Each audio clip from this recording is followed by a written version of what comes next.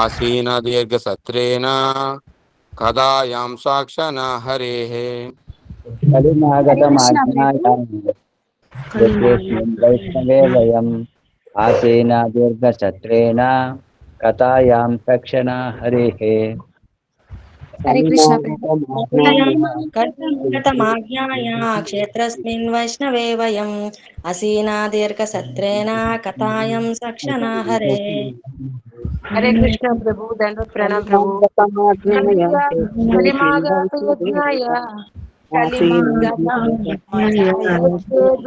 వైష్ణవేవయం ఆసీన దీర్ఘసత్రేణ కథాయాం suction Hare. Hare Krishna. క్షేత్రే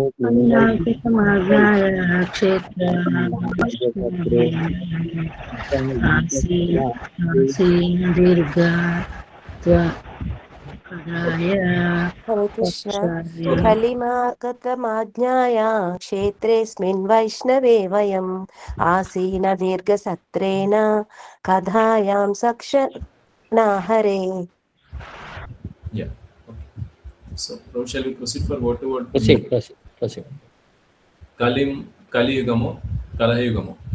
ఆగతం వచ్చినదని, ఆజ్ఞాయ తెలుసుకొని, క్షేత్రే ఈ క్షేత్రమున, అస్మిన్ దీని యందు, వైష్ణవే భగవద్భక్తుల కొరకు నిర్దేశింపబడిన, వయం మేము, ఆసీనాః ఆసీనులమైతిమి, దీర్ఘకాలము, సత్రేణ యజ్ఞమును చేయుట కొరకు, కథాయాం కథలను, సక్షణ మా సమయమును, హరికథలయందు. ట్రాన్స్లేషన్. కలియుగము ఆరంభమైందని ఎరిగి ఉన్నందున శ్రీకృష్ణ భగవానుని దివ్య లీలా కథలను దీర్ఘకాలము శ్రవణము చేయు ఉద్దేశముతో మేము ఈ పవిత్ర స్థలమునందు సమకూడితిమి. అట్టి శ్రవణము ద్వారానే మేము యజ్ఞము చేయ సంకల్పించితిమి. భాష్యం. ఆత్మానుభవమును పొందుటకు సత్యయుగము లేదా స్వర్ణయుగము, త్రేతాయుగము రజతయుగము, ద్వాపరయుగము తామ్రయుగము అనుకూలమైనట్లుగా ప్రస్తుత కలియుగము ఏమాత్రము అనుకూలమైనది కాదు. సత్యయుగమునందు 1,00,000 సంవత్సరముల ఆయువు కలిగిన మనుషులు ఆత్మానుభవమునకై దీర్ఘకాలము ధ్యానము చేయుటకు సమర్థులై ఉండిరి. 10,000 సంవత్సరాల ఆయువు కలిగిన త్రేతాయుగమైన ఘనమైన యజ్ఞాచరమును ద్వారా ఆత్మానుభవం సాధించబడిన. 1000 సంవత్సరముల ఆయు పరిమితి కలిగిన ద్వాపర యుగమున భగవదర్జనము ద్వారా ఆత్మానుభవము పొందబడెను. కానీ కలియుగమున ఆయు పరిమితి కేవలం 100 సంవత్సరాలే. అంతేగాక ఆ సమయము పలు విధములైన క్లేశములు కూడి ఉండును. కనుకనే శ్రీకృష్ణ భగవాను నామము, యశస్సు, లీలల శ్రవణ కీర్తనములు ఆత్మానుభవమును పొందు మార్గముగా కలియుగమున బోధింపబడినది. ఇట్టి కలియుగము యొక్క ఆత్మానుభవ మార్గమును నైమిషారణ్యములందలి ఋషులు భగవద్భక్తులకై ప్రత్యేకంగా ఉద్దేశింపబడిన స్థలమును ప్రారంభించేది.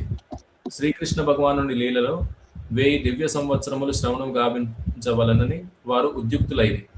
కావున నైమిషారణ్య ఋషుల ఉదాహరణను కొని కలియుగమునందు ఆత్మానుభవ మార్గము శ్రీమద్ భాగవత శ్రవణ కీర్తములే అని ప్రతి ఒక్కరూ ఎరుగవలను. ఇతర ప్రయత్నములు ఎటువంటి ప్రత్యక్ష ఫలితములు చేకూర్చనందున కేవలం కాలవ్యయము మాత్రమే కాగలవు. ఇట్టి భాగవత ధర్మమును శ్రీ చైతన్య మహాప్రభు సర్వత్రా ప్రచారం చేసి ఉండిరి. భారతదేశమున జన్మించిన వారు శ్రీకృష్ణ భగవానుని సందేశములను, ప్రాథమికముగా గీతోపదేశములను జగమంతటను ప్రచారం చేయు బాధ్యతను స్వీకరించవలనని ఆయన ఉద్దేశించిరి. గీతోపదేశములను సంపూర్ణముగా అవగతమర్చుకునిన పిమ్మట మనుజుడు మరింత ఆత్మ వికాసమునకై ఈ శ్రీమద్ భాగవత అధ్యయనమును స్వీకరించవచ్చును. హరే కృష్ణ ప్రభు. ఓవర్ టు యు ప్రభు.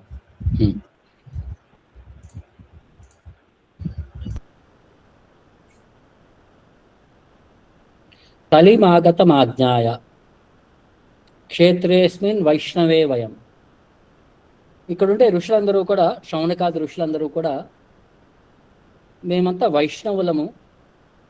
ఈ క్షేత్రము నైమిషారణ్య క్షేత్రంలో ఇక్కడ అందరం కూడా అసెంబ్ల్ అయి ఉన్నాము. ఎందుకని? కలిమాగతమాజ్ఞాయ, కలియుగం రాబోతుంది అని చెప్పి అర్థం చేసుకొని, ఆసీన దీర్ఘసత్రేణ. మరి ఇక్కడ మీరు ఏం చేస్తున్నారు మీరు అంటే, ఆసీన కూర్చున్నాము, దీర్ఘ సత్రేన, ఒక 1000 సంవత్సరాల యజ్ఞం జరుగుతుంది ఇక్కడ. ఆ యజ్ఞం కోసం మేమంతా ఇక్కడ కూర్చొని ఉన్నాము. కథాయాం సక్షణ హరేహే. ఇందులో ఏం చేస్తున్నామయ్యా అంటే భగవంతుడి యొక్క కథల గురించి చాలా ఎక్కువ సమయం మా దగ్గర ఉంది కాబట్టి మేము హరికథాయాం సక్షణ, ఎక్కువ సమయం, ఈ 1000 సంవత్సరాల సమయము మేము భగవంతుడి యొక్క కథల గురించి వినటానికి మేము ఉత్సుకతో ఉన్నాము. ఎందుకంటే ఈ కలియుగం రాబోతుంది, ఈ కలియుగం యొక్క లక్షణాలన్నీ మాకు అర్థం అయినాయి కాబట్టి వాటి యొక్క ప్రోద్బలాల నుంచి మేము బయటికి రావాలి అంటే మేము భగవంతుడి యొక్క కథలో నిమగ్నమై ఉండాలి అన్న భావంతో మేమంతా ఇక్కడ కూడి ఉన్నాము అన్నట్టు చెప్తున్నారు. ఇందులో ప్రభుపాదుల వారు భాష్యంలో ప్రతి ఒక్క యుగానికి ఒక యుగ ధర్మం గురించి చెప్పుకుంటూ వచ్చారు. సత్యయుగంలో 1,00,000 సంవత్సరాలు ఆయు పరిమితి ఉన్నప్పుడు ధ్యానం ద్వారా భగవంతుని పొందేవారు. త్రేతాయుగంలో 10,000 సంవత్సరాలు ఉన్నప్పుడు యజ్ఞయాగాదుల ద్వారా స్వామిని సేవించుకునేవారు. ద్వాపర యుగంలో 1000 సంవత్సరాలు ఉన్నప్పుడు శ్రీ విగ్రహారాధన ద్వారా భగవంతుని సేవించుకునేవారు. మరి కలియుగంలో 100 సంవత్సరాలతో మొదలైనప్పుడు అతి తక్కువ ఆయు పరిమితిలో మనం భగవంతుని తొందరగా ఎలా చేరగలము? సో వారందరూ ఏం చేస్తున్నారంటే ఈ భగవంతుడి యొక్క గుణగణాలని వినటానికి ఆ సమయాన్ని మేము పరిపూర్ణంగా ఉపయోగించుకోవడానికి ప్రయత్నిస్తున్నామన్నట్టు చెప్పారు. ఎందుకంటే ఇది కలియుగం రాబోతుంది అని అంటే ఇంకా కలియుగం రాలేదు, వీరు ద్వాపర యుగంలోనే ఉన్నారు. కాబట్టి అంటే ద్వాపర యుగం కలియుగం ఆల్మోస్ట్ ఆ బార్డర్లో ఉన్నారు కాబట్టి అందుకనే వీరు 1000 సంవత్సరాలు ఉండగలిగారు. ద్వాపర యుగం యొక్క లక్షణం ద్వారా 1000 సంవత్సరాల వరకు వారు ఈ యజ్ఞంలో ఉండగలిగాము అన్నట్టు ద్వాపర యుగం యొక్క లక్షణాలలో మనకి చెప్తున్నారు అన్నమాట. ఇంకోటి ఏంటంటే వారందరికీ ఈ కలియుగం యొక్క నష్టాలన్నిటి గురించి వారికి ఆజ్ఞాయ, మాకంతా తెలుసు కలియుగం ఎలా ఉంటుంది, ఎలా వ్యవహరిస్తుంది, మనుషుల మనోభావాలు ఎలా మారిపోతాయి వేరే యుగాల నుంచి అని చెప్పి వారికి బాగా తెలుసు. కాబట్టి వారు ఈ నైమిషారణ్య క్షేత్రంలో ఇక్కడ కూర్చొని ఆ యజ్ఞంలో స్పెసిఫికల్గా 1000 సంవత్సరాల యజ్ఞంలో వారు పాల్గొంటున్నారు. ఎందుకంటే వారికి తెలుసు ఈ భగవంతుడి యొక్క నామయజ్ఞం తప్ప వేరే ఏ ప్రాసెస్ కూడా మా టైం వేస్ట్ ప్రాసెస్ తప్ప మనకి ఆధ్యాత్మిక రిజల్ట్స్ అనేవి ఏవి కూడా ఒక దృఢమైన రిజల్ట్ అనేవి ఏవి ప్రజెంట్ చేయలేవు అని చెప్పి వారికి అర్థమైంది అనమాట. సో అందుకోసమే ఈ 1000 సంవత్సరాల కోసం వారు ప్రిపేర్ అయ్యారనమాట, మేము భగవంతుడి గురించి వినాలి అని చెప్పి. సో చైతన్య మహాప్రభు కూడా అందుకనే మనకి ఈ భగవద్గీత భాగవతాన్ని ఈ కలియుగం యొక్క ఎఫెక్ట్స్ నుంచి మనం బయటికి రాగలగాలి అని అంటే ఈ భగవద్గీత భాగవతాన్ని మనం క్షుణ్ణంగా అర్థం చేసుకొని పక్క వారికి మనం ప్రచారం చేయగలిగితే అప్పుడు కృష్ణుడి యొక్క ఈ ఆధ్యాత్మిక జ్ఞానాన్ని మనం అందరికీ ప్రసాదించగలిగితే ఆధ్యాత్మిక అనుభవం, ఆధ్యాత్మిక ఆనందం అనేది అందరూ ఎక్స్పీరియన్స్ చేయొచ్చు అని చెప్పి ఇక్కడ మనకి ఎక్స్ప్లెయిన్ చేస్తున్నారు అన్నమాట. అంటే కలియుగం యొక్క లక్షణాలు అనేది ఎలా ఉంటాయి అనేది మనకి భాగవతం అంటే మహాభారతంలో ఒక చిన్న కథతో చెప్తారు. సో యుధిష్ఠిర్ మహారాజు రాజ్యాన్ని పరిపాలిస్తున్నప్పుడు భీముడు ప్రధానమంత్రి కింద వ్యవహరించేవాడు. సో చాలా మందికి ఏంటంటే భీముడు ఒట్టి తిండి మాత్రమే బాగా తింటాడు, ఆయనకి అంత ఇంటెలిజెన్స్ లేదనుకుంటారు. ఉన్న వాళ్ళ ఈ 5గురు అన్నతమ్ముల్లో కూడా స్మార్టెస్ట్ ఇంటెలిజెంట్ కేటగిరీ ఏంటంటే భీముడు అన్నమాట. ఎందుకంటే ఆయనకి శాస్త్రజ్ఞానం బాగా ఉంది, ఎంత తిండి తింటాడో అంత శాస్త్రజ్ఞానం కూడా బాగా అనుభవం ఉందన్నమాట. అందుకనే ఆయన ప్రైమ్ మినిస్టర్ అనమాట ఇది మహారాజు దగ్గర. సో జనాలందరూ కూడా వాళ్ళ దగ్గరికి ఏమైనా ప్రాబ్లమ్స్ వచ్చినప్పుడు ఈయన సాల్వ్ చేసినంత వరకు ఈయన ప్రయత్నిస్తాడు, ఈయన వల్ల కుదరినప్పుడు అప్పుడు యుధిష్ఠిర మహారాజు దగ్గరికి పంపిస్తారు. సో ఒకరోజు ఆ రాజ్యంలో ఉండే ఒక ప్రజ వచ్చి భీముడిని అడుగుతాడనమాట, మా ఇంటి దగ్గర ఒక వింత వస్తువు జరుగుతుందండి, వింత విషయం జరుగుతుంది. నాకు మా పక్కింటి ఆయనకి మధ్యలో ఒక కంప ఉంటుంది, మా ఇద్దరి యొక్క ప్రాపర్టీ డివైడ్ చేసే కంప ఉంటుంది. ప్రతిరోజు ఎవరో జరిపినట్టు అది జరిగిపోతుంది. సో భీముడు అనుకున్నాడు ఏమనుకుంటాడు, ఎవరైనా రాక్షసుడు ఎవరిని జరుపుతున్నారా? ఎందుకంటే ఇలాంటి అన్నెసరీ విషయాలు అనేది ఎవరు సాధారణంగా మనుషులు చేయలేరు. ముళ్ళ కంప తీసి పక్క నుంచి అటు పక్కకి వేయాలి అని అంటే రోజు రోజుకి జరగాలి అని అంటే సాధారణమైన మనుషుల పని కాదు, ఎవరైనా భూత ప్రేత పిశాచాలు ఏమైనా చేస్తున్నాయేమో అని చెప్పి అనుకున్నాడు. చివరికి ఇది రోజు జరుగుతుందంటే అయితే ఇదేది నా వల్ల కాదు, మీరు యుధిష్ఠిర మహారాజ్ దగ్గరికి వెళ్ళండి అంటే. మళ్ళీ అదే రోజు ఇంకొక మనిషి వచ్చాడనమాట. ఆయన ఏమన్నాడంటే, సార్ మా ఇంట్లో 4 కుండలు ఉన్నాయి, ఒక కుండలో బాగా నీళ్లు 100 లీటర్లు ఉంటే 4 చిన్న చిన్న కుండల్లో 25 లీటర్లు ఉన్నాయి. 100 లీటర్ల కుండలోంచి 4 25 లీటర్ల కుండలోకి పోస్తే 25 లీటర్ల కుండలు నిండుతున్నాయి, 25 లీటర్ల కుండలోంచి 100 లీటర్ల కుండలోకి పోస్తే సగం మాత్రమే వస్తున్నాయి అన్నట్టు. మళ్ళీ యుధిష్ఠిర మహారాజ్ దగ్గరికి పంపిస్తాడు. సో మూడో మనిషి వచ్చేసరికి అంటే అంతకుముందు చెప్పినట్టున్నాను స్టోరీ, కాబట్టి కలియుగం యొక్క లక్షణాలు మనకు అర్థం చేసుకోవడానికి. సో మూడో మనిషి వచ్చేసరికి, నా దగ్గర ఒక పెద్ద ఏనుగు ఉంది సార్, ఆ ఏనుగు ఎంత గొప్పదంటే ఒక సూది యొక్క కర్ణంలోంచి ఏనుగు దూరిపోతుంది, కానీ చివరికి దాని తోక ఇరుక్కుపోతుంది అంటాడు. మళ్ళీ యుధిష్ఠిర మహారాజ్ దగ్గర పంపించాడు. నాలుగో మనిషి వచ్చి చెప్పాడనమాట, కలియుగం సార్, మా ఊరి రాజ్యంలో ఒక పెద్ద బండరాయి ఉందండి రోడ్డు మధ్యలో, రాజు ఎంత ప్రయత్నించినా సరే ఆ రాయి కదలలేకపోయింది, చాలా మంది వచ్చారు, మల్ల యుద్ధులు వచ్చారు, ఏనుగులు వచ్చినాయి, దాన్ని ఎంత తిప్పినా సరే దాన్ని పక్కకి లాగి తీయలేకపోయారు. ఒక స్వామీజీ వచ్చాడు, తన మంత్రదండంతో ఏదో తిప్పాడు, మంత్రాలు చదివాడు, ఆ రాయి ఎగిరి అక్కడ పక్కకి వెళ్ళి పడిపోయింది అని. సో అప్పుడు ఈయనకి అర్థం కాక యుధిష్ఠిర మహారాజ్ దగ్గరికి వెళ్ళి నలుగురు వెళ్ళారనమాట. యుధిష్ఠిర మహారాజ్ అందరి యొక్క విషయాలు విని ఆయన అన్నాడు అనమాట, కలియుగం యొక్క లక్షణాలండి ఇవన్నీ, కలియుగం రాబోతుందని మనకు తెలుస్తుంది. మొదటి యొక్క లక్షణం ఏంటి, పక్కన వాడి యొక్క ప్రాపర్టీ మనం సునాయాసంగా ఎలా ఆక్రమించుకోవాలి అని చెప్పి ఆలోచిస్తుంటాము, ఇది మొదటి యొక్క లక్షణం. 2, మనం ఏ ప్రేమ ఆప్యాయాలు మనం ఏదైతే మన పిల్లలకి ప్రదర్శిస్తామో మనకి 50% మాత్రమే వెనక్కి రావచ్చు, 100% అనేది గ్యారంటీ ఎక్స్పెక్ట్ చేయొద్దు. 3, కలియుగం ఏంటంటే ఏనుగు అనేది మన జేబులో ఉండే ధనం. ఆధ్యాత్మిక పనుల కోసం ఆ ఏనుగు తన తోక ఎలాగైతే ఇరుక్కుపోతుందో సూది యొక్క కన్నంలో, కానీ ఏనుగు మాత్రం బయటకు వచ్చేస్తుంది. మన స్వంత ఖర్చుల కోసం, ఇంద్రియ సంతృప్తి కోసం మనం ఎంతైనా ఖర్చు పెట్టడానికి రెడీగా ఉన్నాం. భగవంతుడి సేవకి, భగవంతుడి యొక్క పర్స్పెక్టివ్ కంటే సరికి మన జేబులు ఇరుక్కుపోతాయి. 4, మన కర్మలన్నీ ఎంత కష్టం అంటే మనం ఎంత ప్రయత్నించినా కర్మయోగా ద్వారా, జ్ఞాన యోగా ద్వారా ఏం చేసినా సరే మన కర్మలు అనేవి ఆ బండరాయి రోడ్డు పై నుంచి పక్క కదలదు అనమాట. కానీ ఒక సాధువు యొక్క సాంగత్యంలో ఆయన చెప్పిన యొక్క మంత్ర జపం చేయడం ద్వారా ఆటోమేటికల్ గా మన కర్మ అనేది, ఈ బండరాయి అనేది పటాపంచలైపోయి మాయమైపోతుంది అని చెప్పి దీనికి చెప్తారు. అంటే కలియుగం ఎంత ఘోరంగా ఉంటుంది అని చెప్పడానికి భగవంతుడి యొక్క నామ సంకీర్తన తప్ప మనకి ఏ అవకాశం లేదు ఈ భౌతిక ప్రపంచం నుంచి బయటికి రావటానికి అని చెప్పి మనకి ఇది ఒక ఉదాహరణ. అలాగే ఇంకొక ఉదాహరణ కూడా చెప్తారు, ఇంకొక స్టోరీ కూడా చెప్తారు పురాణాల్లో. భగవంతుడి సేవ అనేది ఎంత స్వల్పమపియస్య ధర్మస్య భగవద్గీతలో చెప్తారు. ఒక చిన్న సేవ చేసినంత మాత్రాన మనల్ని ఒక గొప్ప డేంజర్ నుంచి కాపాడుతుంది అని చెప్తారు. సో ఇది ఒక గొప్ప విష్ణువు యొక్క భక్తుడి యొక్క కథ అన్నమాట. నారద పురాణంలో వస్తుంది అనమాట. కొన్ని సంవత్సరాల క్రితం ఒక బ్రాహ్మణుడు ఉన్నాడు, ఆయన పేరు దేవమాలి అనమాట. సో వాళ్ళు రైవత అనే రాజ్యంలో ఉండేవారు అన్నమాట.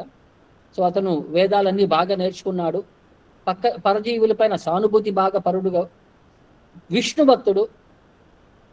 కానీ దురదృష్టవశాత్తు ఆయనకి చాలామంది కొడుకులు ఉన్నారు, స్నేహితులు ఉన్నారు, భార్య ఉన్నా సరే అతనికి జీవనం అనేది చాలా కష్టమయ్యేది. సో అతను దేవమాలి ఏం చేసేవాడంటే బిజినెస్ చేసేవాడు అనమాట. బ్రాహ్మణుడు అయినా సరే కొన్ని బిజినెస్లు చేసేవాడు. ఆ బిజినెస్ల వల్ల ఏంటంటే కొన్ని అల్పజాతీయ వాళ్ళతో అతను సంపర్కం జరిగేది. ఆ విధంగా అతను కొన్ని పాపాలు అనేవి చేశాడనమాట. సో ఇతనికి 2 కుమారులు ఉన్నారు, యజ్ఞమాలి, సుమాలి. వారందరికీ కూడా డబ్బు ఎలా సంపాదించాలి అని చెప్పి బాధ్యతగా బాధ్యతగా వ్యవహరిస్తూ ఎలాగా సక్రమంగా డబ్బు సంపాదించాలని చెప్పి ఒక మార్గాన్ని తండ్రి వాళ్ళకి బోధించాడనమాట. దేవమాలియే చాలా డబ్బు సంపాదించాడు. ఒకసారి అతను కూర్చొని అతని ధనాన్ని అంతా కూడా లెక్కేస్తున్నాడు అనమాట. సో అతనికి చాలా లక్షల కోట్లలో డబ్బులు ఉన్నాయన్నమాట. సో అప్పుడు అనుకున్నాడు అనమాట, నేను చాలా డబ్బు సంపాదించాను కదా, నా దగ్గర ఎంత ధనం ఉందో చూస్తే ఎంత ఉన్నా సరే, బట్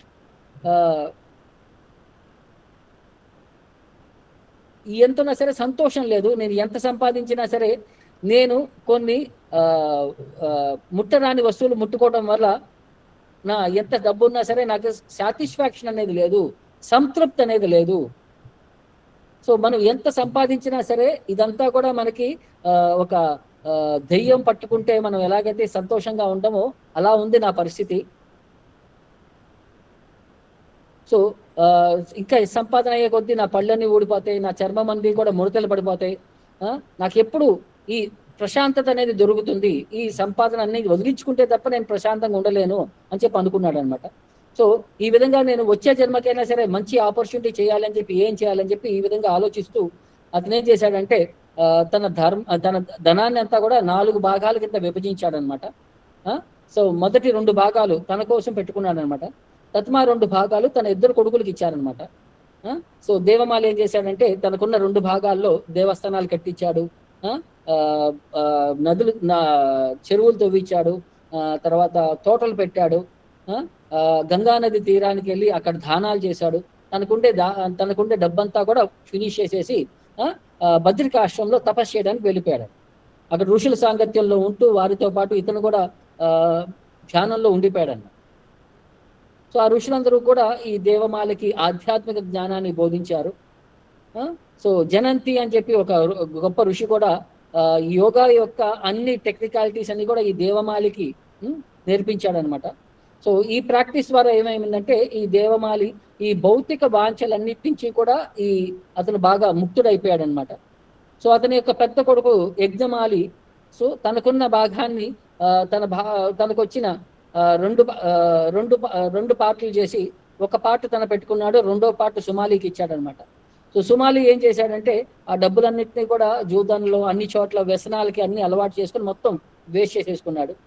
సో యజ్ఞమాలి తన తమ్ముడికి చెప్పాడనమాట, ఇది మంచిది కాదు, నీ జీవనం మార్చుకో. కానీ సుమాలి ఏమన్నాడు, నేనేం చేసేసరికి నీకేంటి,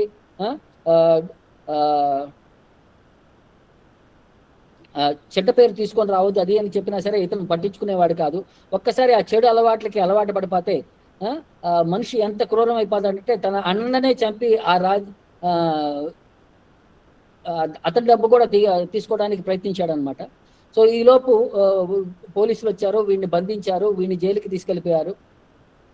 సో యజ్ఞమాలి తన మంచి యొక్క ప్రవర్తనతో సుమాలిని బయటికి తీసుకొచ్చాడు.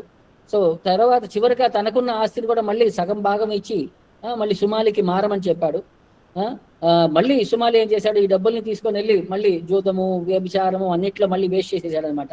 అతని యొక్క ఫ్రెండ్స్ అందరూ కూడా ఆ కేటగిరీకి చెందిన వారే. సో ఇతన్ని చివరికి రాజు దండించాడు అనమాట. చివరికి దండించి రాజ్యం నుంచి వెలివేసి అడవికి పంపించేశాడనమాట. సో చివరికి అతని ఫ్రెండ్స్ అందరూ కూడా అతన్ని వదిలేశారు. సో యజ్ఞమాలి ఎంత ధర్మాత్ముడు, అతని తమ్ముడు అంత పాపాత్ముడు అనమాట. సో యజ్ఞమాలి తనకున్న ధనంలో జనాలకి హెల్ప్ చేయటం, దాన ధర్మాలు చేయటం, గొప్ప భక్తులతో సాంగత్యం చేయటం, అన్ని విధాలుగా మంచి విధంగా అతని డబ్బుని సేవలో ఉపయోగించుకున్నాడు అనమాట. సో యజ్ఞమాలి ఏం చేశాడంటే తను కూడా ఒక విష్ణు దేవస్థానానికి వెళ్ళి చివరిగా తన విష్ణు యొక్క ఆరాధనలో తన టైం స్పెండ్ చేస్తాడు. సో ఒకరోజు ఏమైందంటే సమయం ఎలా వచ్చిందంటే అన్నదమ్ములు ఇద్దరు ఒకే సమయానికి చనిపోతారనమాట. అప్పుడు యజ్ఞమాలిని తీసుకెళ్ళటానికి ఒక విమానం వస్తుంది. సో తర్వాత యజ్ఞమాలి చూస్తుంటాడు అనమాట, తన తమ్ముడికి కూడా ఇంకొక విమానం వచ్చింది. ఆ విమానం ఏంటంటే అతను నరకానికి తీసుకెళ్తాడు. సో యముడి యొక్క యమభటులు సుమాలిని కొడుతుంటారనమాట, చిత్రహింసలు పెడుతుంటారనమాట. సో అతను ఆకలి దప్పిక బాధలతో కష్టపడుతున్నాడు అనమాట. సో యజ్ఞమాలి విష్ణు యొక్క దూతల్ని అడుగుతాడనమాట, సో నన్ను ఎక్కడికి తీసుకెళ్తున్నారు, నా తమ్ముడికి ఈ పాపాల నుంచి నిష్కృతి అనేది చెప్పగలరా, ఏ విధంగా అతన్ని మేము కాపాడగలమని చెప్పగలరా అని అంటే అప్పుడు ఈ విష్ణు దూతలు ఒక కథను చెప్తారంట. ఏం చెప్తారంటే, పూర్వజన్మలో నువ్వు ఒక వైశ్యుడివి, నీ పేరు విశ్వంబర, నువ్వు చాలా పాపాలు చేసావు అనమాట, నువ్వు చాలా క్రూరుడివి, తల్లిదండ్రుల్ని వదిలేసావు, నీ ఫ్రెండ్స్ మంచి భార్య పిల్లలు అందరినీ వదిలించుకున్నావు అనమాట, వాళ్ళందరినీ వదిలేసావు. ఒకరోజు ఆకలితో ఏం చేయాలో తెలియక దప్పిక ఆకలి ఎంత సిచ్యువేషన్ వచ్చిందంటే ఒక విష్ణు యొక్క దేవస్థానానికి వెళ్ళావు. నీ పాదాలు ఎంత మలినం అయిపోయినాయి అంటే దేవస్థానంలోకి వెళ్ళేటప్పుడు కడుక్కోవడానికి ప్రయత్నించావు అనమాట. సో ఆ కడుక్కున్న పాదాలతో ఆ లోపలికి వెళ్ళావు కాబట్టి అక్కడ దేవస్థానం కూడా కొంచెం క్లీన్ అయిందనమాట. ఆ విధంగా నీకు కొంచెం పుణ్యం అనేది దొరికింది. సో నీకు భోజనము తిండి ఏమీ లేకపోయేసరికి ఆ రాత్రి నువ్వు అక్కడ దేవస్థానంలో పడుకుంటే ఒక పాము కాటతో నువ్వు చనిపోయావు. బట్ నువ్వు ఆ దేవస్థానంలో చనిపోతూ ఆ దేవస్థానం పడుకోవడానికి కొంచెం ఆ ఏరియాని క్లీన్ చేసుకున్నావు కాబట్టి ఆ పుణ్యమే నిన్ను ఈ జన్మలో నిన్ను యజ్ఞమాల కింద పుట్టించింది. నీకు అంత మంచి అవకాశాన్ని కలిగించింది అనమాట. సో నీ తమ్ముడికి పర్స్పెక్టివ్ ప్రకారం ఒక చిన్న ఆపర్చునిటీ ఉంది. అతన్ని ఆ పాపాల నుంచి, ఆ నరకాల నుంచి విముక్తి కలిగించాలి అంటే నువ్వేవైతే పుణ్యం సంపాదించావో ఈ దేవస్థానాలు కట్టి ఇవన్నీ కూడా, ఆ పుణ్యాన్ని నీ తమ్ముడికి కనుక నువ్వు భాగం వహించగలిగితే అప్పుడు నీ తమ్ముడు ఈ నరకాన్ని నుంచి కూడా అతను విముక్తి కలగలడు అని చెప్పి చెప్తారనమాట. సో అప్పుడు యజ్ఞమాలి తన తమ్ముడు కోసం ప్రార్థిస్తాడనమాట విష్ణుకి. నేను ఏదైతే జీవితంలో ఏదైనా పుణ్యం చేసి ఉంటే అది నా తమ్ముడికి ఇచ్చి అతన్ని ఈ పాపాల నుంచి వాటన్నిటిని నిష్కృతి కలిగించి యమభటుల నుంచి అతనికి రక్షణ కలిగించండి అని చెప్పి చెప్తారనమాట. సో అప్పుడు యమభటులు ఇమీడియట్ గా అతన్ని అక్కడ వదిలేసి వారు పారిపోతారనమాట. అప్పుడు వైకుంఠం నుంచి ఇంకొక విమానం వచ్చి సుమాలిని కూడా తీసుకెళ్తుంది అనమాట. సో ఆ విధంగా ఇద్దరు అన్నదమ్ములు కూడా ఆధ్యాత్మిక ప్రపంచానికి వెళ్ళారు అని చెప్పి కథ చెప్తారు. సో ఇక్కడ మీరు అడగచ్చు, మరి అంత పాపాత్ముడు ఎలాగా అతను మరి అంత పాపాలు చేసినా సరే అతనికి నిష్కృతి ఎలా కలిగిందంటే దీన్ని కృపా సిద్ధి అంటారు.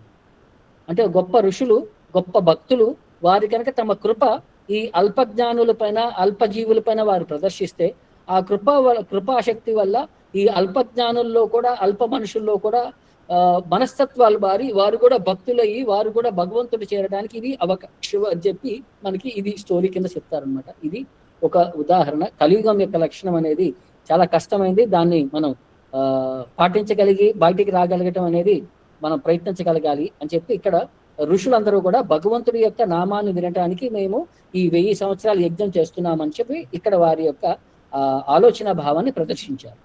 నెక్స్ట్ శ్లోకం. yes ప్రభు.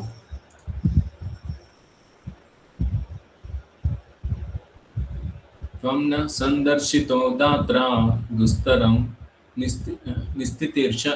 నిస్థితీర్షతాం కలిం సత్వహరం పుంసాం కర్ణధారా ఇవార్ణవం.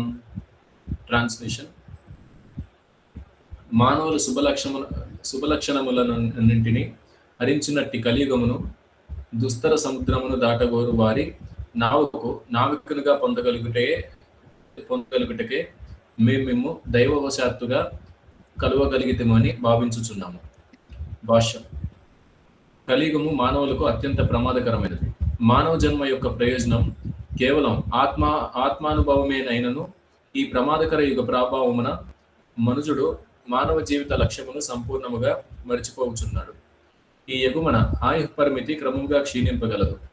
జనులు క్రమముగా స్మృతిని, భావమును, శక్తిని, శుభ లక్షణములన్నింటినీ కోల్పోవగలరు. ఈ యుగము యొక్క దోషములన్నీయును ఈ శ్రీమద్ భాగవతమునందలి 12 స్కందములో తెలుపబడినవి కనుక జీవితమును ఆత్మానుభవమునకై వినియోగింపగోరు వారికి ఈ యుగము అత్యంత కష్టముగా నుండును. జనులు ఇంద్రియ భోగములందే రతులై ఆత్మానుభవ విషయమును సంపూర్ణంగా మర్చి ఉన్నారు. మదమత్తులైన అట్టి వారు ఆత్మానుభవము యొక్క అవసరం ఏదీయును లేదని నిక్కచ్చిగా పలుకుదురు. ఆత్మానుభవ మార్గమునందలి దీర్ఘ ప్రయాణమున ఈ జన్మము ఒక్క క్షణము వంటిదని తెలియకపోవటయే వారట్లు పలుకుటకు కారణం. నేటి విద్యా వ్యవస్థ సమస్తము ఇంద్రియ భోగము కొరకే నిర్ణయింపబడి ఉన్నది. కానీ మేధావంతుడైన వాడు క్షణకాలము ఆలోచించినచో నేటి కాలమున విద్యార్థులందరూ బుద్ధిపూర్వకంగా నామమాత్ర విద్య కొరకై కబేళాలకే పంపబడుతున్నారని ఎరుగగలదు. కనుక బుద్ధిమంతులైన వారు ఈ కలియుగ విషయమున అత్యంత సావధానులు కావలసి ఉన్నది. కలియుగమును దుస్తర సముద్రమును వారు దాటవలనని తలచినచో నైమిషారణ్య ఋషులను అనుసరించి శ్రీల సూత గోస్వామిని గాని లేదా ఆయన ప్రతినిధి అయినటువంటి ఆధ్యాత్మిక గురువుని గాని నావికునిగా స్వీకరించవలను. భగవద్గీత లేదా శ్రీమద్ భాగవత రూపమున కృష్ణ కథయే కలియుగమును దుస్తర సముద్రమును దాటుటకై నావయ్యే ఉన్నది. హరే కృష్ణ ప్రభు. ఓవర్ టు యు ప్రభు. ఇక్కడ గురువు గారి యొక్క గొప్పతనం ఏంటనే చెప్పారన్నమాట. త్వం నా సందర్శితో ధాత్ర దుస్తరం నిశ్చితీర్షతాం కలిం సత్వహరాం పుంసాం కర్ణధార ఇవార్ణవం. సో వారందరూ సూత గోస్వామిని ఏమని చెప్పి పొగుడుతున్నారయ్యా అంటే, త్వం నా సందర్శితో ధాత్ర, ఒక దైవ సంకల్పం వల్ల, ఒక భగవంతుడి కృప వల్ల మీ యొక్క దర్శనం మాకు కలిగింది. దుస్తరం నిశ్చితీర్షతాం, ఈ భౌతిక ప్రపంచం ఎలాంటిదయ్యా అంటే నిశ్చితీర్షతాం, ఒక సముద్రం. ఆ సముద్రం దాటగలటం సులభమా అంటే దుస్తరం. ఆ సముద్రాన్ని ఎవరూ దాటలేరు. కలిం సత్వహరాం పుంసాం, ఏంటిది ఆ సముద్రం అంటే ఈ కలియుగం యొక్క సత్వహరాం, మనలో ఉండే మంచి గుణాలన్నింటినీ, మనుషుల్లో ఉండే మంచి గుణాలన్నింటినీ సంహరించేస్తుంది ఈ కలియుగం. కలిం సత్వహరాం పుంసాం కర్ణధార ఇవార్ణవం, మాకు మీరు ఒక కెప్టెన్ లాగా దొరికారు ఈ భౌతిక సాగరాన్ని దాటడానికి, ఈ కలియుగం యొక్క లక్షణాలన్నింటి నుంచి మాకు బయటికి రావడానికి మీరు ఒక గొప్ప కెప్టెన్ లాగా మాకు దొరికారు. తద్వారా ఈ కలియుగం యొక్క లక్షణాలన్నిటి నుంచి మేము బయటికి దాటగలం. మీ మెసేజ్ ద్వారా, మీ సాంగత్యం ద్వారా, భగవంతుడి యొక్క కృప ద్వారా మీరు మాకు దొరికారు అని చెప్పి చెప్తున్నారు. ఇందులో మళ్ళీ ప్రభుపాద వారు పరపోట్లో ఏం ఎక్స్ప్లెయిన్ చేస్తున్నారంటే, కలియుగం యొక్క లక్షణాలన్నిటికీ, మంచి లక్షణాలన్నింటినీ కూడా కలియుగం నాశనం చేసేస్తుంది. చెడు లక్షణాలకి ఇది ఒక సముద్రం, ఒక గని లాంటిది. మంచి లక్షణాలు మీకు ఎక్కడో కానీ దొరకవన్నమాట. సో ఎవరైతే ఆధ్యాత్మిక జ్ఞానం కోసం ప్రయత్నించాలని చెప్పి అనుకుంటారో కలియుగం వారికి సహకరించదు, స్వతహాగా సహకరించదన్నమాట. సో అందుకని చెప్పి వారు సూత గోస్వామిని మీరు భగవంతుడి యొక్క రిప్రజెంటేటివ్ కింద మేము యాక్సెప్ట్ చేస్తున్నాము, మీరు మా ఈ భౌతిక సాగరం యొక్క ఈ సంసార నావలో మీరు మాకు కెప్టెన్గా ఉండి మాకు దిశానిర్దేశాలు ఇవ్వండి అని చెప్పి కోరుకుంటున్నాను. సో ఈ నావ ఏంటయ్యా అంటే భగవద్గీత, శ్రీమద్ భాగవతం. ఈ సంసారాన్ని దాటించడానికి మనకి కావలసిన ఆ బోట్ ఏంటయ్యా అంటే భగవద్గీత, శ్రీమద్ భాగవతం అని చెప్పి ఇక్కడ మనకి ఎక్స్ప్లెయిన్ చేశారు. ఇంకొకటి పర్పోర్ట్లో కూడా ప్రభుపాద వారు ఏం చెప్తున్నారు, ఈ మోడర్న్ ఎడ్యుకేషన్ ఏంటయ్యా అంటే ఒక కబేళాలు లాంటి, ఏం చేస్తాయి జనాల్ని ఇండిపెండెంట్ వ్యవహారం లేకుండా వారు ఎక్కడికి వెళ్ళినా సరే ఇంకొకటి పైన ఆధారపడాలి. మనం ఎంత చదివినా సరే పక్కన వాళ్ళపైన ఆధారపడితే తప్ప మన జీవనం అనేది కొనసాగదు. సో అక్కడికి వెళ్తే ఎలా బతకాలి, ఇంద్రియ సంతృప్తిని ఎలా పెంచుకోవాలి, ఆలోచన విధానం ఎలాగ, పక్కన వాడి మాట ఎలా వినాలి, ఇలా విధంగా ఏంటంటే ఎలా ఒక మెంటాలిటీ, ఒక సర్వెంట్ మెంటాలిటీ ఎలా పెంచుకోవాలన్న భావాన్ని ఇక్కడ పెంపుతుంది. మోడర్న్ ఎడ్యుకేషన్ మనల్ని ఆ విధంగా గైడ్ చేస్తూ ఉంటుంది అన్నమాట. సో అందుకని చెప్పి ఫెసిలిటీస్ బాగున్నా సరే ఆధ్యాత్మిక తత్వం అక్కడ లేకపోయేసరికి మనల్ని ఎంత బాగా బందీ చేయాలన్న పాయింట్ తప్ప మోడర్న్ ఎడ్యుకేషన్లో మనల్ని లిబరేట్ చేసే విధంగా ఎక్కడా కూడా ఆ ఇన్ఫర్మేషన్ అనేది మనకి పొందలేము అని చెప్పి ఇక్కడ భాగవతం యొక్క లక్షణం కింద చెప్తున్నాను. సో భాగవతంలో కూడా చాలా చోట్ల మనకి ఈ ఎక్స్ప్లెనేషన్ ఎలా చెప్తారంటే, నృదేహం ఆద్యం సులభం సుదుర్లభం ప్లవం సుకల్పం గురుకర్ణధారం మయానుకోలేన నభస్వత్తేరితం పుమాన్ భవాబ్దీం నతరేత్ స ఆత్మః. నృదేహం, ఈ మానుష జన్మ, మానుష దేహం, ఆద్యం సులభం సుదుర్లభం, ఇది చాలా ఫేవరబుల్గా ఉంటుంది అన్నమాట. సులభం చాలా ఈజీ ప్రాసెస్ అన్నమాట. ఆద్యం మొదలైన ఈ శరీరం, ప్లవం సుకల్పం గురుకర్ణధారం,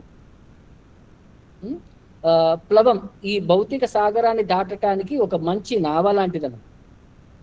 గురుకర్ణధారం, దానికి మనకి గురువు ఒక గొప్ప క్యాప్టెన్ లాంటి వాడన్న.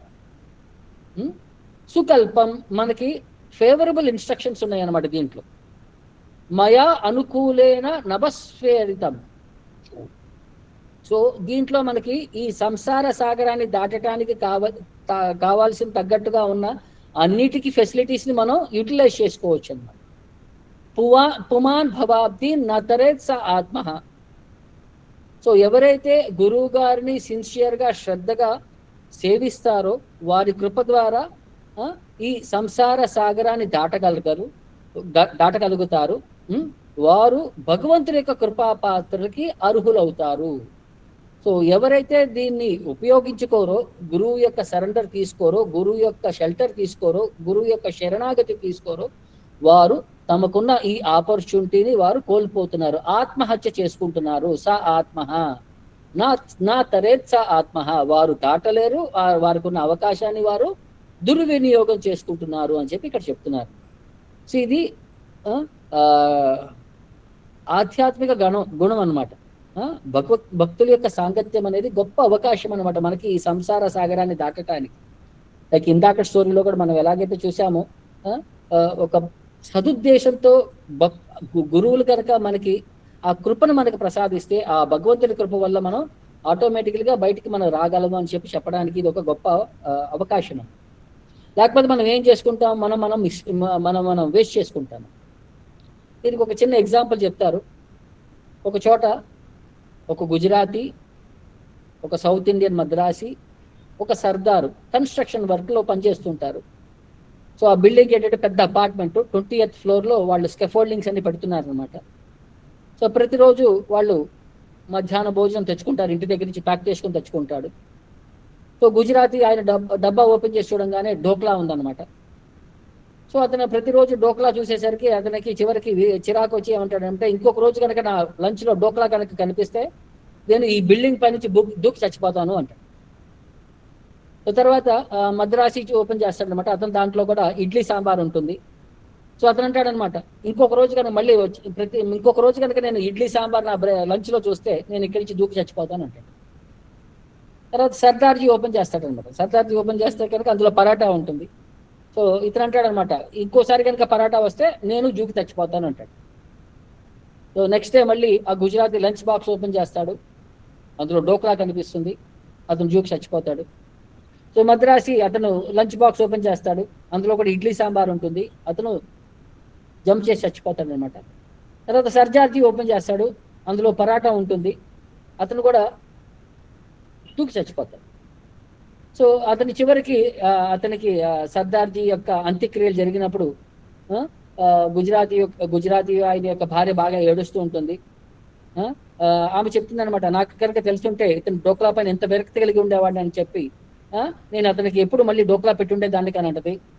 సో మద్రాసి అంటదనమాట, మద్రాసి యొక్క వైఫ్ అంటదనమాట, నాకు కనుక అతనికి ఇడ్లీ అంత ఇష్టం లేదని చెప్పి తెలుసుంటే దోశ కానీ వేరేది ఏదైనా కానీ పెట్టుండేదాన్ని అంటారు. అప్పుడు వాళ్ళ ముగ్గురు కూడా సర్దార్ భార్య వైపు తిరిగి అటు చూస్తుంటారనమాట. అప్పుడు ఆమె అంటదనమాట, నన్నేమనద్దు, నన్నేమనద్దు, అతని లంచ్ అతనే ప్రిపేర్ చేసుకుంటాడు, దానికి నేనేం చేయను అని అంటది. సో అంటే ఇక్కడ అవకాశం ఉండింది, వేరే వాళ్ళకి అవకాశం లేదు. ఇతనికి అవకాశం ఉన్నా సరే అతను మూర్ఖత్వంలో మళ్ళీ పరాటా చేసుకుని వచ్చాడు, మళ్ళీ జూకి చచ్చిపోయాడు. సో ఇలాగ మన కలియుగంలో ఏంటంటే మనకి మారే అవకాశం ఉన్నా సరే మనం మారకపోతే మనం మన ఉన్న అవకాశాన్ని మనం కోల్పోయి మనం ఆత్మహత్య చేసుకుంటున్నాం అని చెప్పి ఇక్కడ దీని యొక్క నిదర్శనం అన్నమాట. అది మనం అర్థం చేసుకోవాల్సింది. Next verse please. yes ప్రభు.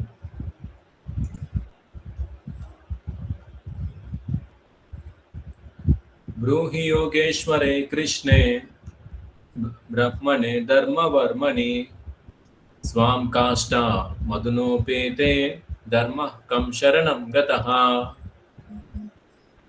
భావం, పరతత్వమును యోగేశ్వరుడును అగు శ్రీకృష్ణ భగవానుడు తన నిజధామమున కేగి ఉన్నందున ధర్మ నియమములు ఇప్పుడు ఎవరి శరణులు చేరినవో మాకు తెలియజేయుడు.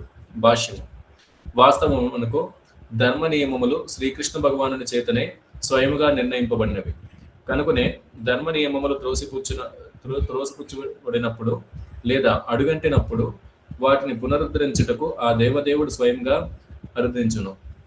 ఈ విషయము భగవద్గీత యందు తెలుపబడినది. ఇచ్చట నైమిషారణ్య ఋషులు అట్టి ధర్మ నియమములను గురించి ప్రశ్నించుచున్నారు. వారి ప్రశ్నలకు సమాధానము తరువాత ఒసగబడినది.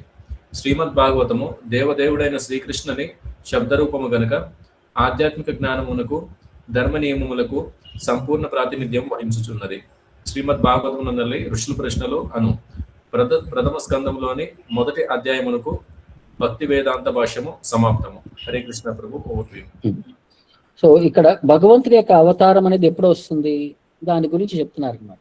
మరి వచ్చినప్పుడు ఆయన అవతారంతో పాటు ఇంకేమేం పనులు చేస్తాడు, మరి ఆయన వెళ్ళిపోయినప్పుడు ఆ ధర్మాన్ని అనేది ఎవరు కాపాడటానికి శరణు తీసుకుంటారు అన్న పాయింట్లో కూడా మనకి ఇక్కడ ఎక్స్ప్లెయిన్ చేస్తున్నారు అనమాట. సో ఏం చెప్తున్నారు అంటే, బ్రూహి యోగేశ్వరే కృష్ణే బ్రహ్మణే ధర్మవర్మణి స్వాం కష్టామధునోపేతే ధర్మకం శరణం గతః. బ్రూహి చెప్పండి, ఏంటి?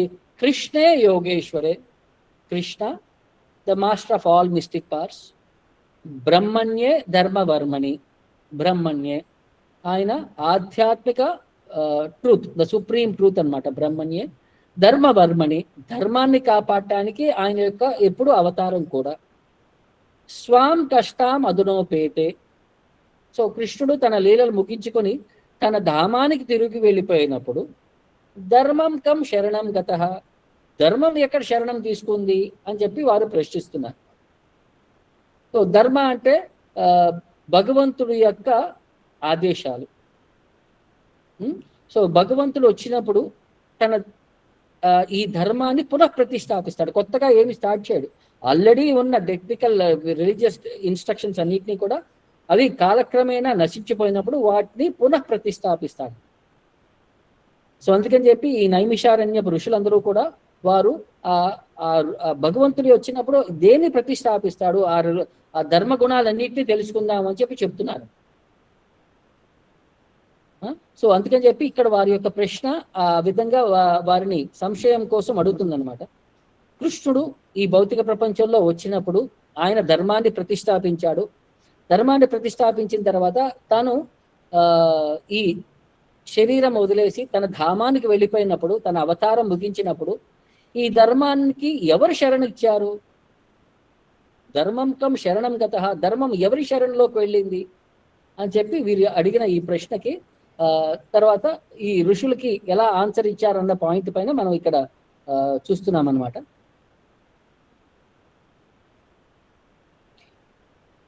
ఒక నిమిషం.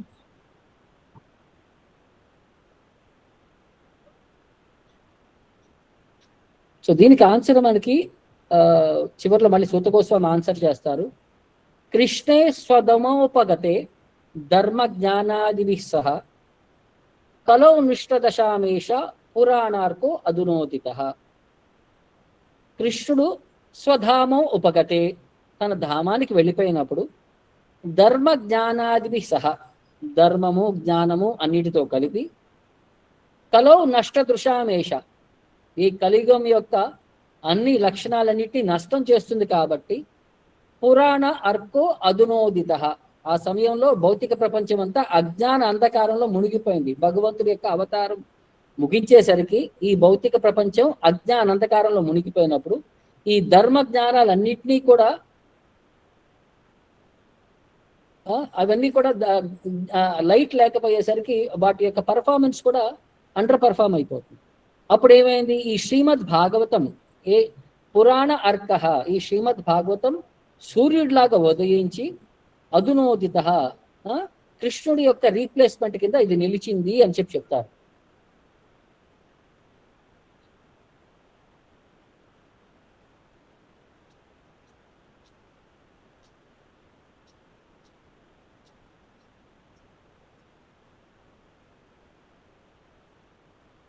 సో ధర్మం అంటే ఏంటి? భాగవతంలో ఎలా వర్ణిస్తారా అంటే, ధర్మం తు సాక్షాత్ భగవత్ ప్రణీతం.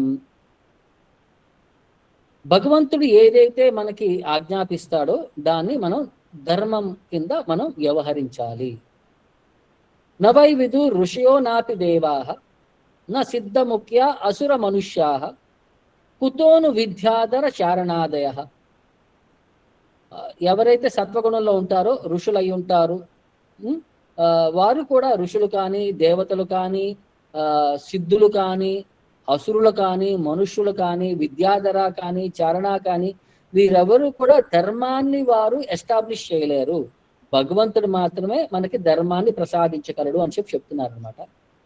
సో ఈ ధర్మానికి ఎవరయ్యా రెస్పాన్సిబుల్ పర్సనాలిటీస్ అంటే, ఈ 12 మంది ఈ ధర్మాన్ని తెలుసుకున్న వారు ఉన్నారు. శాస్త్రంలో చెప్తుంది ఎవరయ్యా అంటే, స్వయంభూ నారదాశ్యంభు కుమార కపిలోమను ప్రహ్లాదో జనకో భీష్మో బలిర్ వయాసకీర్ వయం.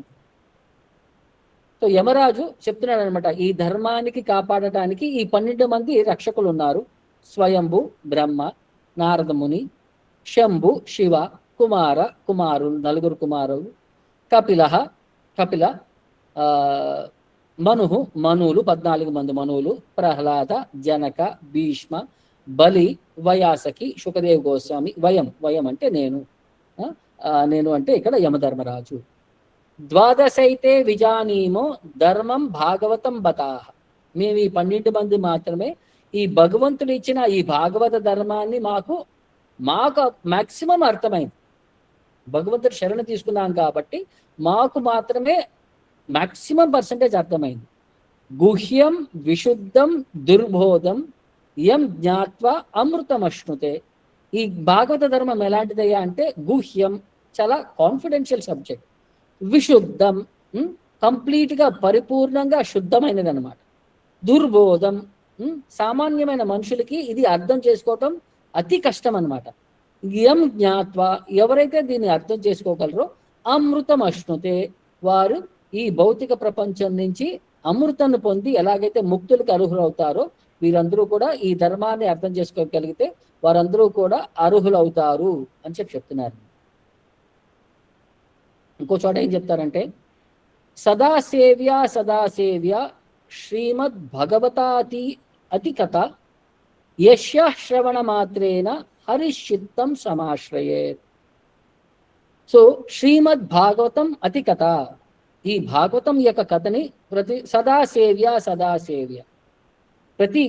ప్రతి క్షణం మనం దాన్ని వింటూ ఉండాలి, దాన్ని మనం చదువుతూ ఉండాలి. ఎందుకంటే దాన్ని వినటం ద్వారా కానీ దాన్ని చదవటం ద్వారా కానీ యశ శ్రవణ మాత్రేన హరిశ్చిత్తం సమాశ్రయేత్. భగవంతుడు శ్రీకృష్ణుడు మన హృదయంలో ప్రకటిస్తాడు ఈ శ్రీమద్ భాగవతం యొక్క శ్రవణం ద్వారా కానీ పఠనం ద్వారా కానీ అని చెప్పి దానికి మనకి ఇక్కడ మనకి గ్లోరిఫికేషన్ చెప్తున్నారు అనమాట.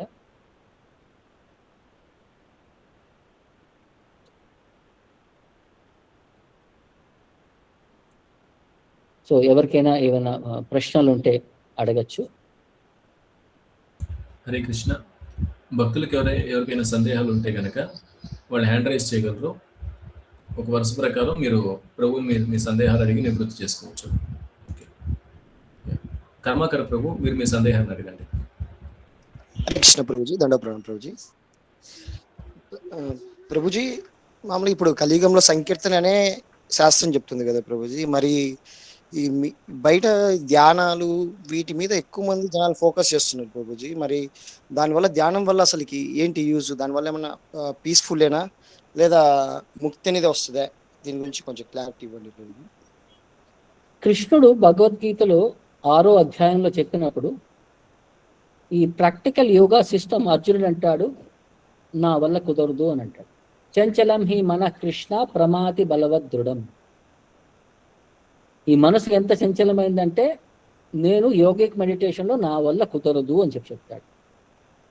సో వేరే యుగంలో ఎంత ఫేవరబుల్ ఆపర్చునిటీ ఉన్నప్పుడు అర్జునుడే దీన్ని నిరాకరించినప్పుడు కలియుగంలో విత్ అల్ప శరీరం, అల్ప జ్ఞానం, అల్ప ఆయుష్ ఉన్నట్టు మనం దాన్ని పర్ఫెక్షన్ పొందగలము అని అంటే అది చాలా రేర్. ఈవెన్ కృష్ణుడు ఏం చెప్తాడంటే అనేక జన్మ సంసిద్ధి. ఈ యోగా ద్వారా మనం భగవంతుని పొందాలి అని అంటే ఎన్నో జన్మల తర్వాత తప్ప మనం భగవంతుని పొందలేమని చెప్పి అక్కడ కూడా కృష్ణుడు కన్ఫర్మేషన్ ఇస్తాడు. సో ఇక్కడ మనం అర్థం చేసుకోవాల్సింది ఏంటంటే ఆలోచన విధానం ఇది ప్రాక్టికల్గా ఫీజిబుల్ కాని ప్రాసెస్ అన్నమాట. మరి మీరు అడగచ్చు, చాలా మంది ప్రయత్నిస్తున్నారంటే ప్రయత్నం అందరూ చేస్తారు. అందరూ ప్రభుపాద కూడా చాలా చెప్తారనమాట. ఫస్ట్లో ప్రభుపాద వెళ్ళినప్పుడు అక్కడ చాలా మంది కూడా ఏం చేస్తున్నారు అంటే నిద్రపోతుంటారు. వారు ప్రశాంతమైన నిద్ర కోసం వారందరూ కూడా ఈ యోగ ప్రాసెస్ వచ్చి వారికి ఏంటంటే బయట ఉండే ఈ ఆలోచనల వల్ల, ఈ కష్టాల వల్ల వారు ఏమనుకుంటారు, ఇది మంచి అవకాశం మనకి నిద్రపోవటానికి అని చెప్పి అనుకుంటారు. కానీ ఈ ఆధ్యాత్మిక తత్వం వారికి ఎలాగ బోధించగలము, వారికి అర్థం చేసుకోవటం అనేది వారికి చాలా కష్టం. సో అది మనం తెలుసుకోవాల్సింది ఏంటంటే ఇది ఈజీ ప్రాసెస్ కాదు, ఇది చాలా కష్టమైన ప్రాసెస్. వాళ్ళు ఏమనుకున్నా సరే అది రియలిస్టిక్ పర్స్పెక్టివ్లో వారికి హెల్ప్ చేయదు అని చెప్పి ఒకటి తెలుసుకోవడం. ఒక టైం పాస్ సిస్టమ్ అని చెప్పి ప్రభుపాద చెప్తారనమాట. ఓకేనండి. ఓకే. వెంకటేశ్వర ప్రభు, మీరు మీ సందేహాన్ని అడగండి. హరే కృష్ణ ప్రభుజీ. అయితే మరి చెప్పండి. కలియుగంలో విష్ణు భగవాన్ అంటే బుద్ధుడిగా కింద వచ్చి మరి ధ్యానం ఉమ్. చేయమన్నారు ప్రభు. దానికి మనం ఎలా సమర్థించుకోవాలి? ఆయన ఒక ఆపద్ధర్మం కింద ఒక సమయంలో చెప్పారండి, అది పర్మనెంట్ గా చేయమని చెప్పలేదు ఆయన. ఆ ధ్యానం గురించి కాదు, ఆయన ఏం చెప్పారంటే మీరు మా ఆలోచన విధానం మార్చుకోండి, మీరు మంచి మనుషుల కింద వ్యవహరించండి అని చెప్పాడు ఆయన. అంతే. మీరు జంతువులన్నింటినీ సంహరిస్తున్నారు, వీటన్నిటిని నాశనం చేస్తున్నారు, కాబట్టి మీరు ఒక మంచి మనస్తత్వం, మంచి లక్షణాలన్నీ పెంపొందించుకోండి అని అన్నారు అనమాట. భగవంతుడి పైన ధ్యానం అంటే ఇప్పటి వరకు ఉండే ఆలోచనల్ని వారిని దాని నుంచి బయటికి రప్పించడానికి ఒక అవకాశాన్ని ఆయన ఇచ్చాడు. కానీ తద్వారా వాళ్ళందరూ ఏంటంటే భగవంతుడిని చేరుకోవడానికి ఇది అవకాశం అని చెప్పి ఆయన ఎక్కడ సర్టిఫై చేయలేదు. ఇదే ప్రాసెస్ అని చెప్పి ఆయన ఎక్కడ సర్టిఫై చేయలేదు. ఇంకొక ప్రశ్న ప్రభు, ఇంకొక ప్రశ్న. ఇప్పుడు భాగవతంలోని వేదవ్యాసుడు రాశాడు కదా, అయితే సుఖస్వామి మన సౌనకాది మునులు ప్రశ్నలు అడిగినప్పుడు అదంతా అయిన తర్వాతనే రాశాడా వేదవ్యాసుడు? ఈ మునులు సమావేశానికి ముందే రాశాడా వేదవ్యాసుడు? ఇప్పుడు మీకు వాళ్ళు త్రికాలజ్ఞుడు అని అంటే ఏంటి ప్రభు? వేదవ్యాసుడు త్రికాలజ్ఞుడు అంటే మీకేం అర్థమైంది? అంటే ఎక్కడ ఎప్పుడు 3 కాలాల్లో ఏది జరిగినా కానీ ఆయన చెప్పగలడు. సో అది డిస్కషన్ జరిగినప్పుడు, డిస్కషన్ జరగక ముందు కూడా ఆయనకు తెలుస్తుంది ఏం డిస్కస్ చేయబోతున్నారు అని చెప్పి. ఓహో. ఇప్పుడు మీకు వాల్మీకి రామాయణం రాసినప్పుడు అప్పటికి ఇంకా రామాయణం జరగలేదు. మరి ఆయన ఎలా రాసేసాడు రామాయణం? మీరు చెప్పినట్టు త్రికాలజ్ఞ. సో కొన్ని బేసిక్ జరుగుతున్నా సరే కొన్ని జరగబోయే అన్ని కూడా వారు అర్థం చేసుకోకొని వారు రాయగలరు అని చెప్పి మనకి ఇక్కడ పాయింట్ చెప్తున్నారు. ఓకే. ఇంకొక ప్రశ్న ప్రభు, ఈ జగన్నాథ స్టోరీ ఉంది కదా, అది ఒక క్లాస్ నిర్వహిస్తే మంచిది ప్రభు. ఇప్పుడు రథయాత్ర జరుగుతుంది కదా, మన భక్తులందరికీ అది తెలుసుకోవాలంటే వేరు వాళ్ళ వీడియోస్ వేరు వాళ్ళ చూడాల్సి వస్తుంది. మన ఇప్పుడు మన క్లాసులో ఒకరోజు రేపు చెప్పితే మంచిదేమో ప్రభు, ఒక క్లాస్ దీని మీద వాళ్ళు హ్యాండిల్ చేస్తారు. ప్రభు ఇప్పుడు ఈ 8-9 రోజులు రథయాత్ర సీజనే కాబట్టి మేము ఒక క్లాస్ దానికి షెడ్యూల్ చేస్తాం. సరే okay Prabhu, thank you. Hare Krishna Prabhu. Hare Krishna. Mallikarjuna Reddy Prabhu, so మీరు మీ సందేహాన్ని అడగండి. హరే కృష్ణ ప్రభుజీ. రెగ్యులర్ గా క్లాసెస్ వింటున్నాము, we're listening and we're almost trying to understand. ఈ శ్రవణం అనేది చేస్తున్నాం ప్రభుజీ, అన్ని చేసినా సరే we know that we're going to carry nothing అని ఈ నాలెడ్జ్ ఉన్నా సరే still because of maya we're running behind material things కదా ప్రభుజీ. దీనికి ఏం చేయాలన్నా సాధన చేయమని చెప్తారు. Even though we're doing sadhana, still there is lack of what you call knowledge to come out of this material activities Prabhuji. But how to come out of it Prabhuji? ఒకటి సంకల్పం ఉండాలండి. ఇప్పుడు మామూలుగా ఉదాహరణకి ఎలా చెప్తారంటే, ఎవరికైనా డాక్టర్ చెప్తాడు నువ్వు ఇంకా 10 రోజులే బతుకుతావు, నీ ఆలోచన వ్యవహారం మార్చుకోకపోతే, అంటే ఒక 10 నెలలు బతుకుతావు, నువ్వు ఆలోచన వ్యవహారం మార్చుకోకపోతే, నీ శరీర అలవాట్లు మార్చుకోకపోతే నువ్వు ఇంకా తొందరగా చనిపోయే అవకాశం ఉంది, లేకపోతే మార్చుకుంటే నువ్వు ఎక్కువ బతుకుతావు అని చెప్పి తెలిస్తే అప్పుడు మీరేం చేస్తారు? ఆటోమేటిక్ గా మార్చుకోవడానికి ట్రై చేస్తారు, ప్రయత్నిస్తారు. చాలా మంది మార్చుకోగలుగుతారు కూడా చాలా వరకు. ఇందాక మీరు ఇచ్చిన ఎగ్జాంపుల్ వచ్చింది ప్రభుజీ, వాళ్ళు ముగ్గురిలో చపాతీ పరోటది ఇడ్లీ దానిలో even though we have knowledge but still we're doing this committing the same mistakes. It also depends on the sukriti also Prabhuji. సుకృతి అని అంటే మన సుకృతి వల్ల మనం ఒక స్టేజ్ లో ఉన్నాము, కానీ దాని యొక్క ప్రయత్నం కూడా మనం చేయాలి కదా, ఆ విధంగా ఆ డైరెక్షన్ లో కూడా మనం వర్క్ చేయాలి కదా. భగవంతుడు ఏమంటాడు, నీకు నేను ఫెసిలిటీ ఇస్తానంటాడు, ఆ ఫెసిలిటీకి తగ్గట్టుగా నేను వ్యవహరించాలి, అప్పుడు దాన్ని నేను యూటిలైజ్ చేసుకోగలను. ఓకే, అట్లా ఒక చిన్న నా personal point of view Prabhuji, even though we have sufficient money and sufficient whatever we required for to lead the life rest of the life, still we are unable to come out of it. How to make it Prabhuji? So అందుకని చెప్పి మనం ఏంటంటే, మనం ఈ importance తీసుకోండి. నాకు ఈ అవకాశం భగవంతుడు ఇచ్చాడు, ప్రభుపాదులు వారు ఇచ్చారు, దీన్ని నేను ఎలా బెస్ట్ యూటిలైజ్ చేసుకొని నేను ఆధ్యాత్మికానికి వెళ్ళటానికి ఇదే నా లైఫ్ అవ్వాలి అని చెప్పి మీరు సంకల్ప బలం తీసుకుంటే అప్పుడు మీకు డైరెక్షన్ అనేది ముందుకు వెళ్ళటానికి మీకు హెల్ప్ అవుతుంది. మీరు సీరియస్ చూపించాలి. ఇప్పుడు మీరు మీ పిల్లలకి నేర్పించాలనుకోండి, ఏం చేస్తారు మీరు? లేదు, వాళ్ళకి దగ్గరుండి మనం ట్రైన్ చేస్తాం ప్రభుజీ. Same thing. ఇప్పుడు మీరు దానికి దగ్గరుండి ట్రైనింగ్ ఇవ్వాలి అంటే మీరు పాటించి చూపించాలి కదా, ఆచార్ ప్రచార్. వాస్తవం ప్రభుజీ. అంటే ఆ విధంగా మాకు కూడా మేమే ఎక్స్పెక్ట్, అంటే ఫైనల్లీ కంక్లూజన్ నా ఆలోచన ఏంటంటే ఇలా మాకు కూడా ఎవరిది కొంచెం అంటే అట్లీస్ట్ సెలెక్టెడ్ పీపుల్ కి లిటిల్ మోటివేషన్. అంటే కొంతమంది ఉన్నారు, they are unable to come out of and tell everything, all these things. So if you have this happens only when we have సత్సంగం విత్ డివోటీస్ ప్రభుజీ. అందుకని మీకు ప్రతిరోజు ఏదో ఒక అసోసియేషన్ మన వాళ్ళు అరేంజ్ చేశారు కదండి, పొద్దున కానీ సాయంకాలం కానీ ఏదో ఒక ఫెసిలిటీ అనేది మనకి ప్రొవైడ్ చేస్తూనే ఉన్నారు. 100% ప్రభుజీ. దీనిలో క్లాస్ ఉన్నంతసేపు we're feeling very comfortable, we're much, అంటే రోజు రోజుకు ఉంటుంది, నమ్మకం అనేది ఉంటుంది. కానీ but once we come out of class and we're going again daily activities, we're in the maya. మాయా ఎక్కడ లేదండి, క్లాస్ లో కూర్చున్నప్పుడు కూడా మాయా ఉండొచ్చు మనకి, ఏవేవో ఆలోచనలు వస్తుంటాయి. సో మాయా అనేది ఎక్కడ లేదు, మాయా ఎక్కడ బయట ఎక్కడో లేదు, మన తల్లోనే ఉంది అది. అవును ప్రభుజీ. అంటే నేను ప్రయత్నించాల్సింది ఏంటంటే నా వైపు నుంచి నేను ఎంత బాగా ప్రయత్నించగలను దాని నుంచి బయటికి రావడానికి, మన ప్రయత్నమే.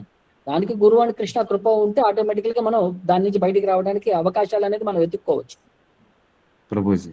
ఇప్పుడు మీరు డ్రైవింగ్ చేస్తుంటారు, డ్రైవింగ్ చేసినప్పుడు మీకు చాంటింగ్ అయిపోయింది, అంతా అయిపోయింది. ఇప్పుడు గంట సేపు ఖాళీగా ఉంది, డ్రైవింగ్ వెళ్ళాలి, మీరు అటు నుంచి ఇటు తిరగాలి.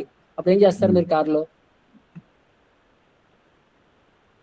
ఖాళీగా ఉందంటే జనరల్ గా మేము ప్రెసెంట్ గా అయితే క్లాసెస్ ఉంటున్నాం ప్రభుజీ, రెగ్యులర్ గా శ్రవణం చేస్తున్నాము. సో విన్నప్పుడు మీరు ఏం చేయాలంటే ఆ పాయింట్లు అర్థం చేసుకోండి.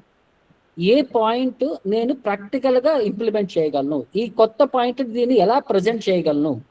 సో మైండ్ ఎప్పుడైనా ఖాళీ దొరికినప్పుడల్లా దానికి ఏం చేయాలంటే ఏదైనా ఒక పాయింట్ తీసుకొని ఈ పాయింట్ని ఒక శ్లోకాన్నైనా మెమరైజ్ చేయండి, ఒక శ్లోకాన్నైనా ఏ సందర్భంలో ఈ శ్లోకాన్ని మనం కోట్ చేయొచ్చు అని చెప్పి మనం అంటే అన్ని విధాలుగా ఆలోచన విధానాన్ని మనం ఎలాగ దీన్ని మనం ఇంకొకరికి ఎలా ప్రసాదించాలంటే ఫస్ట్ దీని యొక్క భావాన్ని నేను ఎలా అర్థం చేసుకోవాలి.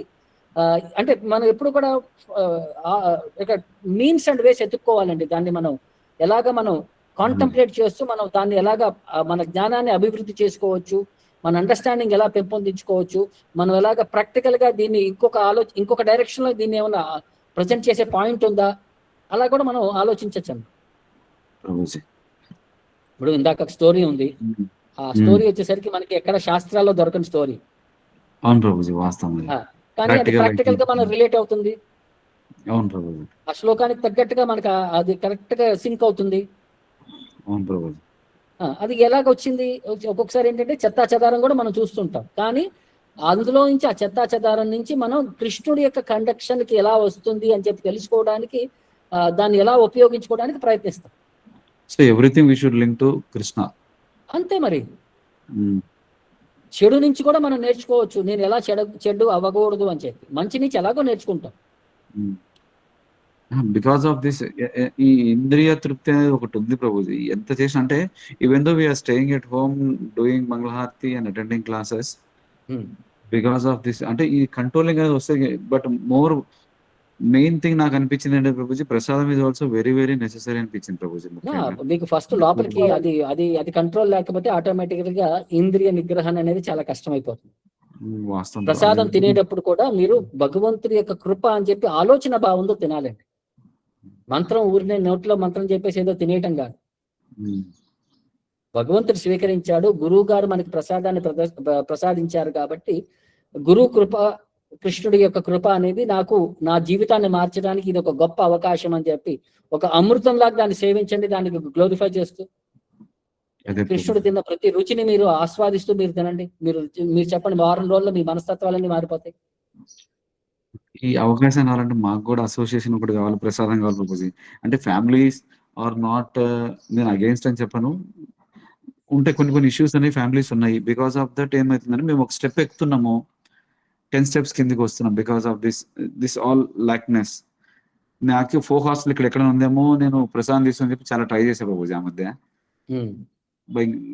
నా అదృష్టం బాగాలేక ఇక్కడ దృశ్యంలో ఒకటి పెట్టారంటే మళ్ళీ తీసేశారని చెప్పి విన్నాను నేను. యాక్చువల్గా I came to temple also last time Prabhuji. So prasadam is very much necessary అనిపించింది. ఎందుకంటే food also plays major role అని చెప్పి నాకు, నేను even though we're doing spiritual activities, I stayed in folk hostel Prabhuji. 3 years నేను ఉన్న టెంపుల్లో. ఉన్నప్పుడు నేను చెన్నైలో ఉన్నప్పుడు అక్కడే టెంపుల్ లోనే చదువుకున్నాను ప్రభుజీ. ఓకే.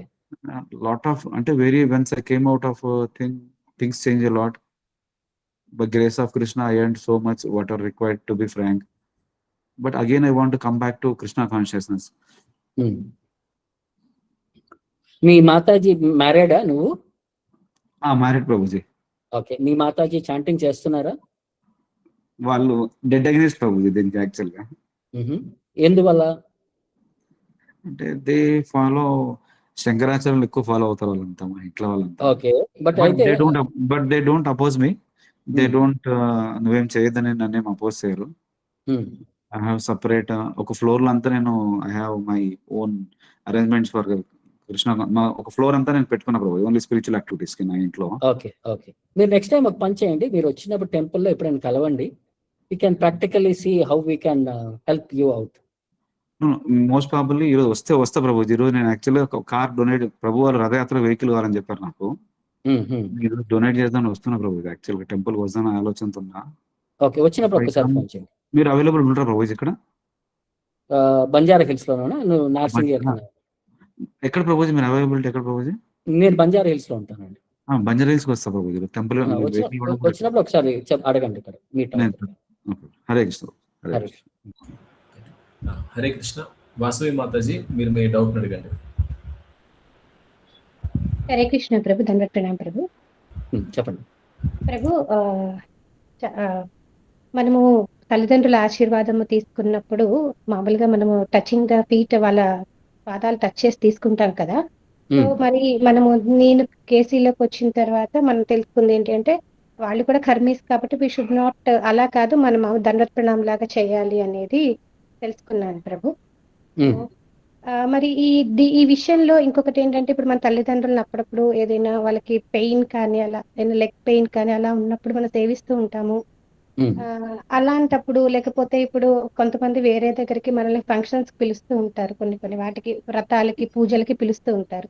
అప్పుడు కాళ్ళకి పసుపు రాస్తూ ఉంటారు వేరే వాళ్ళు మాతాజీస్. సో ఇలాంటప్పుడు ఎలా డీల్ చేయాలి ప్రభు? అసలు ఏంటి దీని వెనకాల కాన్సెప్ట్స్, ఎప్పుడు ఎట్లా డీలింగ్ అనేది చెప్తారు? పెద్దవాళ్ళు కాబట్టి మీరు ఆశీర్వాదం తీసుకోవడంలో తప్పు లేదు. ఎందుకంటే చైతన్య మహాప్రభు సన్యాసం తీసుకున్న తర్వాత వారి తల్లి గారిని చూసినప్పుడు మొదటిసారి సన్యాసం తీసుకొని చైతన్య మహాప్రభు వెళ్ళి ఆమె పాదాల మీద పడ్డాడు. ఆమె ఎప్పుడు తల్లి దర్శనం ఇచ్చినా సరే అవి ఎప్పుడు పాదాల మీద పడేవాడు. సో రెస్పెక్ట్ అనేది ఎప్పుడు పెద్దవాళ్ళకి మనం ఎప్పుడు మనకి అవకాశాన్ని ఇచ్చారు, ఈ జన్మ మనకి ఇచ్చారు. ఓకే, వారు ప్రాక్టీస్ చేయలేకపోయారు, మనకి ప్రాక్టీస్ చేయడానికి మనకు ఒక అవకాశం దొరికింది కాబట్టి కృతజ్ఞతా భావాన్ని అనేది మీరు ప్రదర్శించవచ్చు. జనరల్గా ఇది ఏంటంటే ఎవరైనా పాదాలు ముట్టుకుంటే ఆ ముట్టుకున్న వారికి మన కర్మల్ని మనం వాళ్ళకి ఇస్తున్నామన్నమాట. సో అందుకని చెప్పి చిన్నప్పుడు ఎప్పుడైనా పెద్దవాళ్ళ దగ్గరికి ఎవరైనా వచ్చి ఆశీర్వాదం తీసుకుంటే వారి పాదాలు ముట్టుకుంటే వారు తలపైన చేయబెడతారు. అంటే ఏంటంటే మనం వారి పాదాలు ముట్టుకున్నప్పుడు మన కర్మలు వాళ్ళకి ఇస్తే వాళ్ళ ఆశీర్వాదం రూపంలో నీ కర్మలో నువ్వే తీసుకో, నాకున్నాయి నాకు చాలు అని చెప్పి మళ్ళీ వాళ్ళు మనకి వెనక్కి ఇచ్చేస్తారు. సో ఇది సిద్ధాంతం అనేది. మామూలుగా అయితే ఇప్పుడు మనకి ఫంక్షన్స్కి అవి వెళ్ళినప్పుడు ఎవరైనా బై ఛాన్స్ ఎప్పుడైనా పాదాలు ముట్టుకున్నప్పుడు మీరు వాళ్ళ తలకాయ పైన మీరు టచ్ చేసేయండి. Whatever you're giving me take it back అని చెప్పి వాళ్ళకి మళ్ళీ వెనక్కి ఆశీర్వాదం ఇచ్చేసేయండి, వాళ్ళ కర్మలు వాళ్ళకి ఇచ్చేసేయండి. ఓకే ఓకే ప్రభు. మరి పెద్దవాళ్ళని ఎప్పుడైనా అంటే కాళ్ళు ఒత్తటము అవన్నీ కూడా సేవ కదా? No problem. వాళ్ళకి సేవ చేయమన్నారు. ఎక్కడ కూడా వాళ్ళని బయటకు వదిలేసేయమని చెప్పి అంటే ఆ పాయింట్ ఎక్కడ మనం మాట్లాడలేదు. వైష్ణవుడు సేవ తీసుకోవడం ద్వారా వాళ్ళు కూడా ఒక వైష్ణవుడు అవ్వటానికి గొప్ప అవకాశం అని చెప్పి ఆలోచించుకోండి, ఇదంతే. ఓకే. ఈవెన్ మనం కూడా మన పిల్లలకి ఆశీర్వాదం ఇచ్చేటప్పుడు touching the feet is also okay కదా ప్రభు? ఇప్పుడు నువ్వు తల్లివి, నీ పిల్లలకు కొంచెం వదిలేస్తే ఆ ఎంగిల్ నువ్వు తింటావా లేదా? అర్థమైందమ్మా? సో ఇవన్నీ కొన్ని బేసిక్ పర్స్పెక్టివ్. మనం ఏంటంటే మనం కోరుకునేది చైతన్య మహాప్రభు ఎవరైనా వచ్చి ఆయనకి కాళ్ళకి సాష్టాంగ నమస్కారం చేస్తే ఆయన కృష్ణే మధురస్తు అని చెప్పి ఆశీర్వాదం ఇస్తారు. May you become Krishna conscious. So అలాగా మనం కోరుకునేది ఏంటంటే ఆధ్యాత్మికంగా మీరు ముందుకు వెళ్ళండి, let Guru and Krishna bless you అని చెప్పి అది మాత్రమే మనం కోరుకుంటాం. అక్కడైతే మనం ఆశీర్వాదం ఇస్తున్నామని కాదు. ఓకే ప్రభు, క్లియర్ ప్రభు. మన ఆలోచన భావం అలా మెయింటైన్ చేయాలి.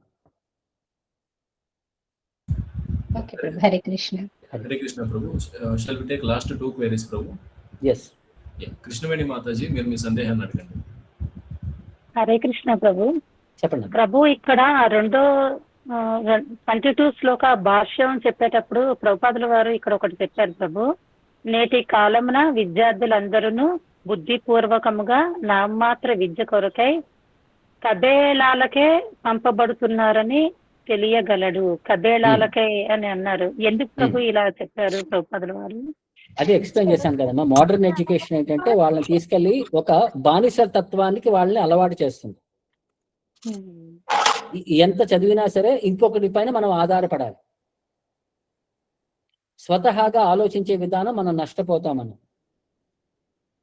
ఎంత బాగా చదువుకుని ఇంకొకటి దగ్గరికి వెళ్ళి భవతి భిక్షాందేహి అని చెప్పి వాళ్ళు పెట్టే ఇంకొకళ్ళ కరుణ పైన మనం ఆధారపడి ఉంటాం అనమాట. మోడర్న్ ఎడ్యుకేషన్ లో కూడా అక్కడ ఇండిపెండెంట్ మెంటాలిటీని ఎక్కడ టీచ్ చేయదు. మొత్తం డిపెండెంట్ మెంటాలిటీ కింద మనల్ని ఇప్పుడు కూడా మోడర్న్ ఎడ్యుకేషన్ బైండ్ చేస్తుంది. కబేలా అంటే ఏంటి? స్వతహాగా మనకి తెలిసి ఇప్పుడు మీరు చదువుకున్నప్పుడు మీరు చాలా ఈ ఎడ్యుకేషన్ అంతా చదివి బయటకు వచ్చి ఏం పనికిరాదురా అని చెప్పి అర్థం చేసుకున్న తర్వాత మళ్ళీ మీ పిల్లలు అదే ఎడ్యుకేషన్ పంపిస్తే అప్పుడు ఏమనాలి మిమ్మల్ని?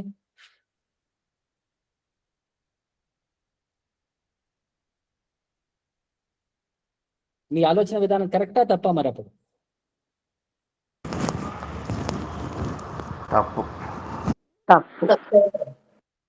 అంటే మనం ఇక్కడ ఏంటి మనం అర్థం చేసుకుంది ఏంటంటే ఈ మోడర్న్ ఎడ్యుకేషన్ వచ్చేసరికి మనకి సంస్కారం నేర్పించదు, క్వాలిటీస్ నేర్పించదు, వ్యవహారం నేర్పించదు. ఎంతసేపు చదువు చదువు చదువు, చదివి ఏం చేయాలి? దాని ప్రాక్టికల్ ఇంప్లిమెంటేషన్ తెలియకపోతే అది wasting there resources, intellectual energy, unnecessary competition, ఒక్కొక్కసారి టెన్షన్, యాంగ్జైటీ, ఈ సూసైడ్ మెంటాలిటీ అన్ని కూడా చాలా వరకు చాలా మంది జనాలకి ఒక కంపారిజన్ చేస్తారు. వాళ్ళ అబ్బాయికి ఎంత వచ్చింది, వీళ్ళ అబ్బాయికి ఎంత వచ్చింది, నీకెంత వచ్చింది. అరే అబ్బాయిలు అన్నంత మాత్రాన ఎవరిని ఎలా కంపేర్ చేయగలం? అన్ని పళ్ళే అయినప్పుడు ఒక యాపిల్ పండుని, ఒక మామిడి పాయ పండుని, ఒక జామ పండుని 3 పళ్ళే కదా అని చెప్పి 3 కంపేర్ చేయగలమా?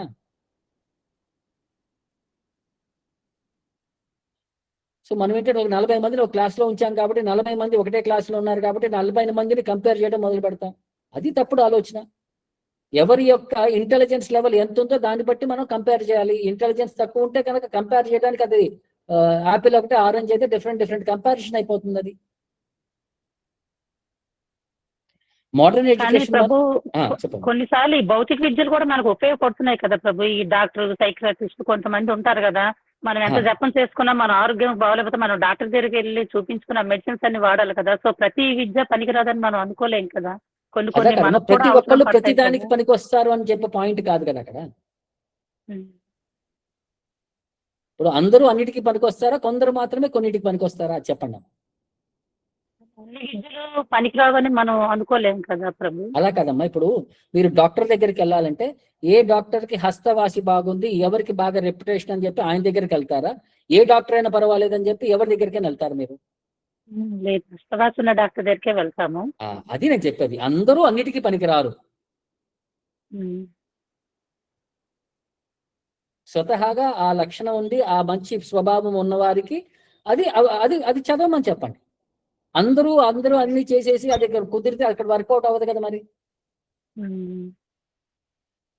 అంటే భౌతిక విద్యల్లో కొన్ని కూడా మనకి అవసరం అవుతాయి అని నేను. అదేనమ్మా, భౌతిక విద్యలో అవసరం ఉంది, కానీ ఎవరికి ఏం అవసరం ఉంది అని చెప్పి అది తెలుసుకొని మనం అలా ప్రవర్తించాలి. అందరినీ గుడ్డిగా ఒకటే స్కూల్కి పంపించి ఇదా గుడ్డిగా అందరు ఇదే చదవండి అని చెప్పద్దు. అది ప్రభుపాదుల వారు చెప్తున్నారు. వర్ణాశ్రమ సిస్టంలో ఏంటంటే వాడి యొక్క లక్షణాలు బట్టి వాడికి ట్రైనింగ్ ఇస్తారు. ఇక్కడ ఏంటంటే అందరికీ ఒక గుంపుగా పంపించేస్తున్నారు. ఎవరికి ఏ లక్షణాలు ఉన్నాయో తెలియకుండా వాడికి ఇంట్రెస్ట్ వేరే ఏదో ఉంటుంది, వాడు వేరేదేదో చదువుతున్నాడు. ఇంత చదివిన తర్వాత బయటకు వచ్చి వాడు ఇంకోటి ఏదో పని చేస్తాడు. సో మన ఎనర్జీ, మన రిసోర్సెస్, మన యొక్క ఇంటెలిజెన్స్ అన్ని కూడా వేస్ట్ అయిపోతున్నాయి.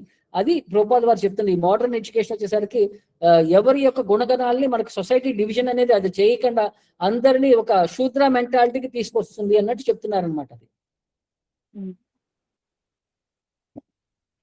ప్రభు మరొకటి మనకి వస్తుంది, విద్య అవిద్య అనే ఒక టాపిక్ అనేది మనకి రెగ్యులర్ గా వస్తూ ఉంటుంది. ఏంటి ప్రభు ఈ విద్య అవిద్య అనేది? మాయా యోగా అన్నమాట. భగవంతుడి దగ్గరికి తీసుకెళ్లేది విద్య, భౌతిక ప్రపంచంలో మనకి బందీ చేసేది అవిద్య.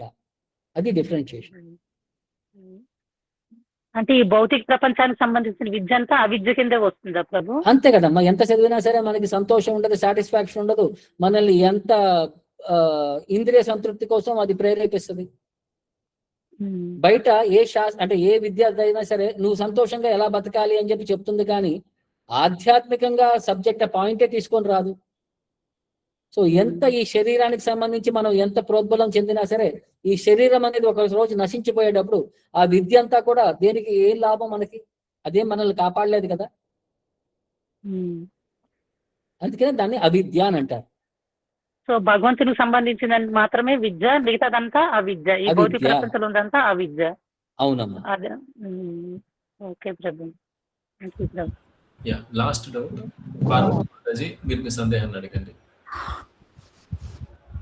ప్రభు హరే కృష్ణ ప్రభు, ధన్యవాద ప్రణామం ప్రభు. ఇప్పుడు కలియుగ లక్షణాల గురించి చాలా చక్కగా వివరించారు ప్రభు. అంటే ఇప్పుడు మనము కలియుగంలోనికి ఎంటర్ అయ్యామా, లేకపోతే ఇంకా ఎంటర్ కాకముందే ఇదంతా ఇంత జరుగుతుందా ప్రభు? కలియుగం మొదలైపోయిందమ్మా. 5000 సంవత్సరాలు అయిపోయింది. కృష్ణుడు ఈ భూమిపై నుంచి వెళ్ళిపోయిన తర్వాతనే కలియుగం మొదలైపోయింది. ఆ నెక్స్ట్ డే నుంచే. అంటే చాలా మంది ఏమంటారంటే ఇంకా కలియుగంలోనికి రాలేదు అని వివరిస్తున్నారు ప్రభు. అందుకు కలియుగం వచ్చేసరికి 4,32,000 సంవత్సరాలు. ప్రభు ఇప్పటికి 5,000 సంవత్సరాలు చిల్లరైంది. 5,300 సంవత్సరాలు, 5,200 సంవత్సరాలు చిల్లరైంది. అవును ప్రభు. సో ఇంకా స్టార్టింగ్ లో ఉన్నాం కాబట్టి ఆ ఉద్రిక్తత అనేది చాలా తక్కువగా ఉంది. ఇంకా ముందుకెళ్లే కొద్దీ కలియుగం యొక్క ప్రభావం అతి క్రూరంగా తయారవుతుంది. అప్పుడు మనకి చాలా కష్టం అయిపోతుంది. కలియుగంలో కూడా మీరు భక్తి ప్రాక్టీస్ చేయాలంటే అది అతి కష్టమైన ప్రాసెస్ అని చెప్పి అది చెప్తున్నారు. అంతే. ఓకే ప్రభు, థ్యాంక్ యూ ప్రభు, ధన్యవాదాలు. ప్రభుజీ సాందీప మహాముని గురించి ఒక చిన్న క్వశ్చన్ ఉందండి. చెప్పండి. అది సాందీప మహామునికి గురుదక్షిణగా మధుమంగళ తన కుమారుణ్ణి తీసుకువచ్చారు, మధుమంగళని తిరిగి తీసుకొచ్చారు శ్రీకృష్ణ భగవానులు అని చెప్తారు కదా. అంటే మధుమంగళ అని చెప్పి పేరు ఎక్కడ రాలేదమ్మా. అది ప్రాబ్లం మనకి. సాందీపని ముని యొక్క ఎంతమంది కొడుకులు ఉన్నారు, ఏ కొడుకుని ఆయన వెనక్కి తీసుకొచ్చాడు అని చెప్పి అక్కడ టెక్నికల్ డీటెయిల్స్ లో పేరు రాలేదు ఎక్కడ కూడా, భాగవతంలో కానీ వేరే పురాణాల్లో కానీ. అది మధుమంగళ అని చెప్పి మనకి క్లారిటీ లేదు. అంతే. అలాగే Prabhuji, Hare Krishna. Okay, Hare Krishna Prabhu. Thank you very much Prabhu for your association. Shall we close the session, Prabhu? Yes. Yeah, thank you, bro. Thank you very much. Thank you, Prabhu. Thank you so Hare much. Krishna Prabhu. Dandavat pranam. Hare Krishna.